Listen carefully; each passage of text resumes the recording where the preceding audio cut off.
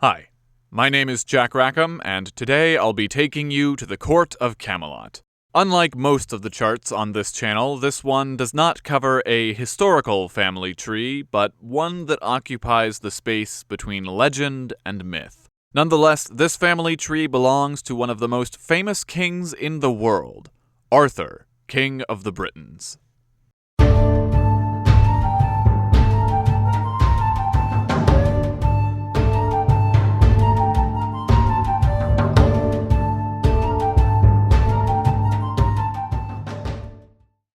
Now, I mentioned that Arthurian legend falls somewhere between legend and myth, and that's because depending on the story, and depending on the character, what you're looking at could have some basis in the real world, or it could be a complete fiction invented by a specific author. The story is set in Britain after the departure of the Roman Empire, and before any one kingdom could reunify the region. Unfortunately, there is a paucity of information about this time period, so the fact of the matter is, we can't say with 100% certainty that there wasn't a ruler named Arthur, but the King Arthur of the Round Table who pulled the sword from the stone has very little basis in history. We can say this with confidence because Arthur first appears in records in the Historia Brittonum in 829, in which an Arthur is mentioned as a war commander fighting alongside the kings of the Britons in the Battle of Badon, and not a king himself. But earlier records, written shortly after the Battle of Badon, around the year 500, don't mention him at all. And since then, the story has changed a lot across many different interpretations. So, for simplicity, I'm going to be focusing largely on the accounts of Geoffrey of Monmouth and Thomas Malory. Geoffrey of Monmouth's story, although widely inaccurate, is at least inspired by history, and is a little more grounded, whereas Thomas Malory's version is more reflective of the fantastical elements introduced by the late Middle Ages. We'll start with Aurelius Ambrosius. This is a character who falls more into the category of legend. There was a Romano-British leader of a similar name who led a resistance against the Saxons, as attested by historical sources from late antiquity. He won some small victories, but ultimately fell back into obscurity, presumably dying in the ongoing conflict. However, in Geoffrey of Monmouth's pseudo-historical chronicle, he is presented as the son of a British king named Constantine. When Constantine died, Ambrosius' brother Constans was supposed to become the next king, but he was quickly killed by the warlord Vortigern. Ambrosius and his brother Uther then flee to Brittany, at which point Vortigern hires two brothers named Hengist and Horsa to lead the Saxons to Britain to serve him as mercenaries. But the Saxons betray him and take over the land for themselves, although Horsa died in battle. Ambrosius and Uther then return from exile and defeat Hengist, leading to Ambrosius becoming king of Britain, until he is poisoned, and then succeeded by Uther Pendragon. Now, one thing that might jump out at you as odd is that even though Uther and Ambrosius are brothers, they appear to have two different last names. And that's because there's a story that when Ambrosius died, a comet in the shape of a dragon's head heralded the rule of Uther. Inspired by this omen, Uther decided to adopt a new moniker, and the Welsh words for dragon's head were Pendragon. Uther's reign, according to Geoffrey of Monmouth, was still plagued by war, and he was only able to make peace with the help of Duke Gorlois of Cornwall. But during the peace celebration, Uther became overwhelmed by desire for Igraine, the duke's wife. Uther's obsession with her eventually drove the two men to war. Igraine was hiding in an impregnable fortress known as Tintagel, but he had another plan involving a friend of his, the wizard Merlin. Merlin, of course, is one of the most fantastical elements of Arthurian canon, but you might be surprised to learn that he was not the inclusion of one author or another, but he evolved from stories of a poet and seer driven mad in the 5th century. There were also some magical stories about Aurelius Ambrosius that got spun off into Merlin. That said, he's still much more mythical than legendary. He was born to a princess and an incubus, a demon that preys upon women in their sleep. According to one author, Merlin was originally going to be the Antichrist himself until he was baptized and freed from the power of Satan. His morality is still questionable, though, with some tellings emphasizing his demonic nature, and others presenting him as just a wise old mentor with magic powers. In this case, though, he uses his shape-shifting powers in order to transform Uther into Gorlois so that he can walk into the castle and trick Igraine into having sex with him. That night, Arthur is conceived. Gorlois dies shortly after, or in later versions of the story, shortly before, and Uther marries Igraine. Uther and Merlin then create the original Round Table, and Uther goes to war once again with the Saxons, defeating them just before he too is poisoned to death. From here, it's Mallory's version of the story you're probably most acquainted with. Arthur is raised in secret until Merlin arranges a contest to pull the sword from the stone, which reveals Arthur as the destined king of the Britons. The Lady of the Lake gives him a different sword, Excalibur, and he unites the kingdom due to his military leadership. It's also interesting to note that at a certain point in the story, Merlin is kind of phased out, likely the result of conflicting stories overlapping. He eventually falls for the Lady of the Lake, who may or may not be the same person who gave Arthur Excalibur, because the Lady of the Lake is actually a title held by several women. Merlin teaches her everything he knows, at which point she traps him inside a tree, either because this particular Lady of the Lake is evil, or because Merlin was chasing her and refused to leave her alone. And after that, he's simply replaced in Arthur's court by a Lady of the Lake. However, the older version of King Arthur's story is no less interesting. In it, Arthur is still a mighty and fearless warrior who defeats the Saxons and goes on to conquer not just Britain, but Ireland, Denmark, Norway, and much of Gaul, bringing him into conflict in this timeline with the Roman Empire, until his nephew attempts to usurp the throne and he's forced to return home.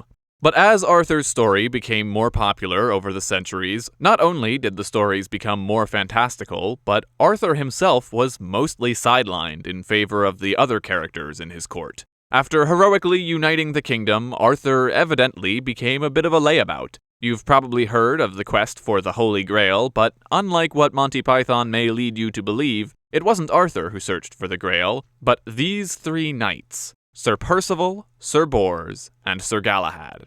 Sir Percival is the first knight to be associated with the Grail, as his character emerged from several older Welsh stories.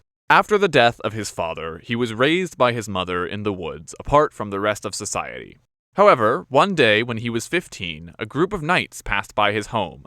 Percival was so amazed at how heroic they were that he decided to become a knight himself, proving himself to Arthur and becoming a knight of the Round Table. In fact, he's so talented and so heroic that he takes the 13th seat of the Round Table, a place that had always been left open for one who would be worthy of the Grail. This recalls a story from earlier in his life when he stumbled upon a wounded king who could not stand or father children. Resigned to his fate and the fate of his kingdom, the king spent all day fishing in a small boat. Percival befriended the Fisher King and stayed with him at his castle. During his stay, a bunch of servants conspicuously carried a bunch of relics, taking them from one room to another. Percival tried to be polite and not gawk or ask questions about the king's wealth, but the king seemed disappointed. Percival only later learned that asking the king about one of the artifacts, the Grail, would have healed him.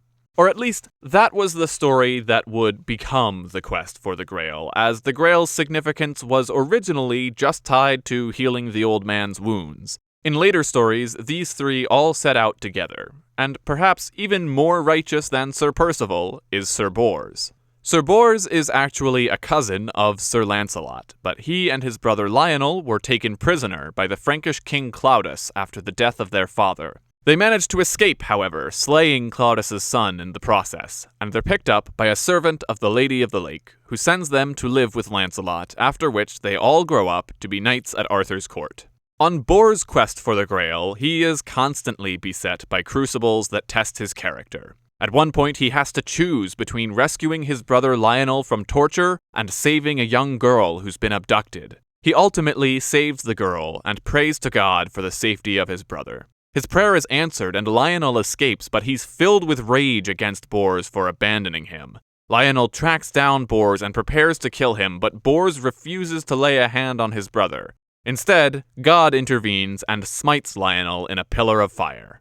Another time, Bors is pursued by a lady who tells him she and her maidens will throw themselves off the tower if he doesn't sleep with her. It turns out there may have been some historical inspiration for Monty Python's Holy Grail after all. Bors refuses her advances in the name of his vow of chastity, even though he's racked with guilt as the lady and her maidens step up to the edge of the tower. But as they all throw themselves off, they transformed and are revealed to be demons sent to test Bors all along. Still, the one who actually claims the Grail is Galahad. And of course, in order to do that, he had to be more righteous than both of his companions. So in Galahad's stories, he's able to heal the sick, banish demons, and pull another sword from a stone. Plus, he's so gifted as a knight that he's able to defeat Lancelot as a teenager. Upon finding the Grail, he's filled with such a feeling of enlightenment that he asks to be taken into God's presence and is ascended into heaven that very moment. Moving along the round table, we have Sir Gawain. He actually makes an appearance in Geoffrey of Monmouth's chronicles as one of Arthur's nephews and potential successor. According to that tradition, he served the Pope in Rome and then led Arthur's forces against the Roman Empire. In later medieval romances, he's portrayed as a gallant knight like the others, but one who follows the letter of the law more so than the spirit of the law. He's also the hero of a famous poem called Sir Gawain and the Green Knight. In the story, a knight one day appears in Camelot challenging Arthur's knights to an unusual contest. He tells them that they may strike him first and he will offer no resistance, but if they fail to kill him, then he will do the same to them in a year's time. Gawain accepts the challenge and steps up to the Green Knight. He readies his sword, pulls it back, and in one heaving motion he splits the knight's head from his shoulders.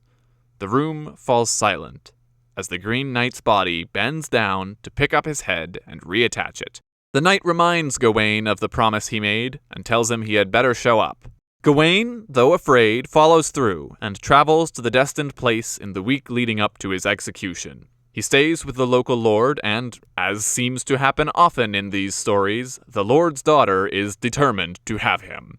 Gawain resists her advances on multiple occasions, and she gives him a sash to protect him as he faces the Green Knight. And as he offers his neck to his executioner, the Green Knight removes his own helmet and reveals himself to be the lord of the local castle. He explains that the entire scenario, including the advances of his daughter, were all just a test. He had been transformed into the immortal Green Knight by Morgan Le Fay, who only wanted to test Arthur's knights and frighten Arthur's wife Guinevere. I have to admit, the logic and morals of these stories are sometimes a bit hard to follow. Now, Morgan Le Fay is actually Gawain's aunt. Before Duke Gorlois was killed, he and Igraine had children of their own, including two daughters named Morgan and Morgause. In Geoffrey of Monmouth's account, Morgan was the chief of 9 magical sisters who ruled over the island of Avalon. But over time, she evolved into one of Arthur's greatest foes. In Mallory's account, she schemes to usurp the throne and triggers the events that lead to Arthur's death. And her evolution is still ongoing. In many contemporary accounts, Morgause is written out altogether, and Morgan is a jealous witch who raises Mordred with the explicit goal of getting revenge against Arthur, even though in the medieval literature, she and Mordred barely interact at all. She does, however, have an interesting connection to Merlin. Merlin is in love with Morgan, and in fact he intervenes on one occasion to save her life, the only time he ever disobeyed Arthur's orders. Alright, we've skipped over Sir Lancelot so far, and that's because he's at the center of the biggest, most significant, and frankly most interesting story in Arthurian legend, the story of Arthur's death. You can tell it's big and important because that's what Thomas Mallory decided to name his book, The Death of Arthur. As I mentioned, Lancelot is cousins with Sir Bors, and both of their fathers were kings. Both lost an important war in which their kingdoms were lost to their enemies, and both lost their lives.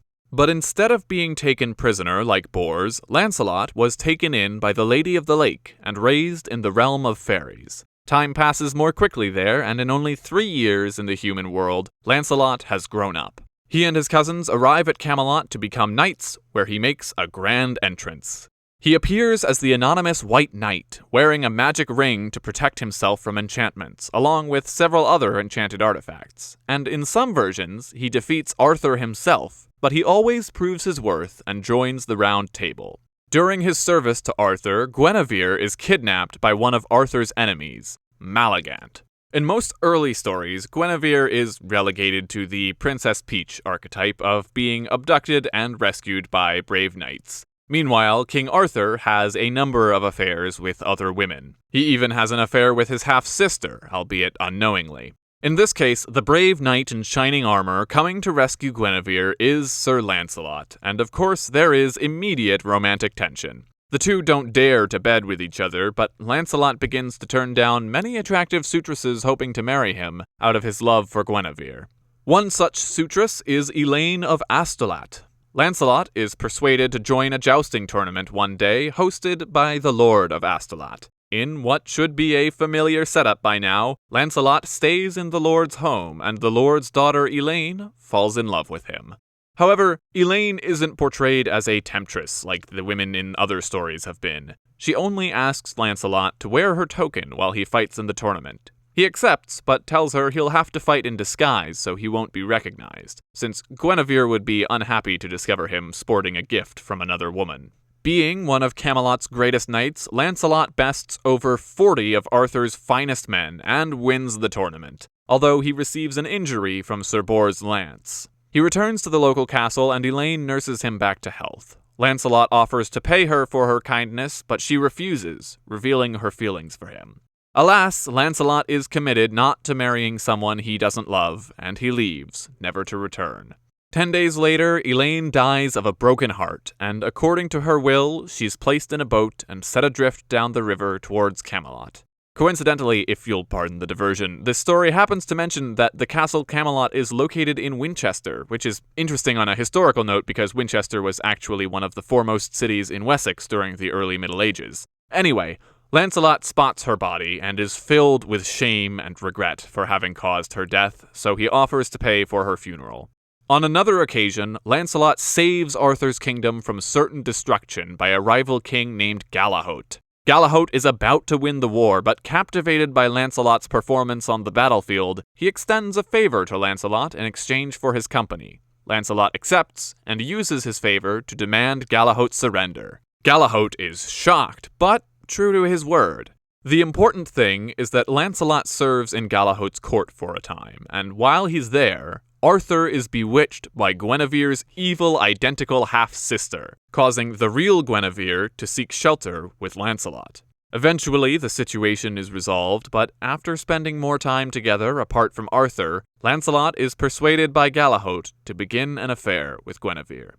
Time goes by, and Arthur doesn't find out, but rumors must have been spreading. Another Elaine is struck by Lancelot, albeit more by lust than love. The Lady of Corbenic uses magic to trick Lancelot into believing she's Guinevere so that he'll sleep with her. Lancelot finds out what's happened and threatens to kill her, but she reveals that she's pregnant with Galahad, and Lancelot decides to spare her.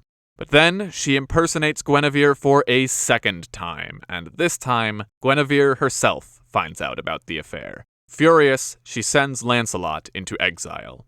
Lancelot disappears from Camelot for many years. First, he's alone, wandering the wilderness as a madman, until he finds himself back in Corbenic. Suddenly cured of his madness by a glimpse of the Holy Grail, he decides to run away, with Elaine, to a remote island where he lives in disguise. All the while, a remorseful Guinevere has been sending Arthur's knights to bring him back, to no avail. After 10 years, he's found by Percival, and returns to Camelot in time to accompany his son Galahad and the others on the quest for the Grail. Though again, Lancelot is only permitted a glimpse, since for all his noble actions, he was an adulterer.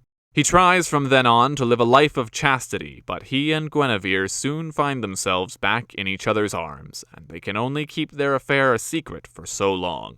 Morgan Le Fay is the one who breaks the news to Arthur, and the once idle king is suddenly a warrior again. Lancelot makes a bloody escape from Camelot. Despite the protests of Gawain, Arthur orders Guinevere to be burned at the stake, but Lancelot returns for an even bloodier rescue mission, killing several of Gawain's brothers and making another enemy for life. Lancelot would always be placed on the back foot against Arthur's army, being chased out of England and hunted down in France. And even though they were finally alone together, Lancelot and Guinevere were so grief-stricken by the carnage of their affair that they would devote the remainder of their lives to penitence.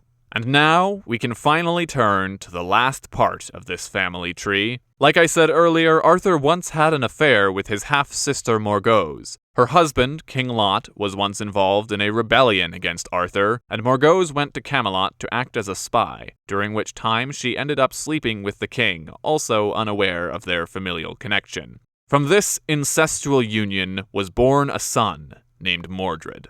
At the time of Mordred's birth, Merlin warned Arthur that a child born on that day will be his undoing, so Arthur ordered the death of all sons born on that day. But miraculously, Mordred survived. He grows up to be a very promising knight, but unlike the other knights of the Round Table, Mordred had a lifelong inclination towards violence and sexual assault. And while Arthur was across the channel hunting Lancelot, Mordred took advantage of the chaos to falsely claim Arthur's death and steal control of the kingdom for himself. Meanwhile, in France, Lancelot and Gawain meet once again for a duel, in which Lancelot strikes down his former companion, but chooses to spare him. Gawain returns to England only to find Mordred on the throne and a new civil war erupts. Arthur returns to Britain, and Gawain's wound from his duel is reopened and turns fatal. Gawain, on his deathbed, writes to Lancelot offering his forgiveness and begging him to aid in the fight against Mordred. Lancelot accepts and returns to Britain to defeat several of Mordred's sons, but Mordred himself would face off against his father. Even in his advanced age, Arthur is the better warrior and pierces through Mordred with his spear. But Mordred, ever cunning, grabs Arthur's spear and thrusts himself further upon it, bringing himself into striking distance to land a mortal wound on Arthur's head. Arthur is brought by the Lady of the Lake and/or Morgan Le Fay to the Isle of Avalon, where he was laid to rest. Although tradition holds that the once and future king will return again in Britain's hour of need to defeat her enemies. And that is the more or less complete summary of the family tree of King Arthur. Of course, there are many variations I haven't covered, another 18 Knights of the Round Table, the various Ladies of the Lake, and countless other tales that must be left untold. But perhaps if you like this video, that could be something we return to in the future. Until then, make sure to subscribe, and thanks for watching.